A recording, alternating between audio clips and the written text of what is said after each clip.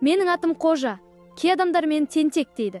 Иә, кейде сабақтан кешігемін, кейде артық сөйлеп қоямын. Бірақ мен жаман бала емеспін. Мен жай ғана бәрін қызық көретін қарапайым ауыл баласымын. Қожа, сен тағы кешіктің. Мұғалімдер мені бұзық дейді. Бірақ олар менің ішімде қанша арман барын білмейді. Менде жақсы оқушы болғым келеді. Кейде бәрін жаңадан бастағым келеді. Кейде мен өзімді ешкім түсінбейтіндей сезінемін. Бірақ менде жүрегім бар. Менде мақтау естігім келеді. Анамның мен үшін мақтанғанын қалаймын. Алға достар, менде доп. Bir достым жасасыздар. Біз үшін ең үлкен бақыт достармен асыр салып ойнау еді. Ол кезде уақыттың қалай өтіп жатқанын байқамайтынбыз. Адам қателеседі балам. Бірақ ең маңыздысы өз қателігіңді түсіну. Сол кезде мен алғаш рет өз ісім туралы терең ойландым. Мүмкін мен шынымен өзгеруім керек шығар. Балалық шақ адамның ең таза кезеңі екен. Кейде тентектік жасағанымызбен жүрегіміз таза болатын. Менің атым Қожа. Және бұл менің балалық шағым.